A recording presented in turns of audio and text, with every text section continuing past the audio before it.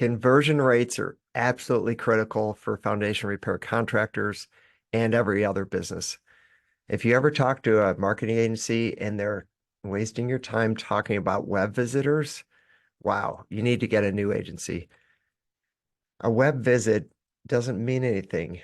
You want the phone to ring. You want to be able to book estimate calls. You want to be able to receive web forms so that you could schedule your inspectors out at the home. So conversion factors are absolutely critical.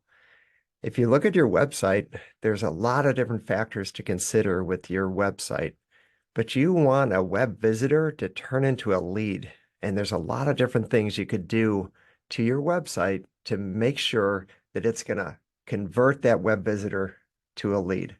Things like several calls to action, things like images, easy to access phone number, no hide and seek with your phone number. Put a web form on the home page above the fold, ideally. But go through your website and think about, is this website optimized for conversions? If it is, you're going to get more leads. If you're going to get more leads, you're going to get more sales. Start with the basics and run with it.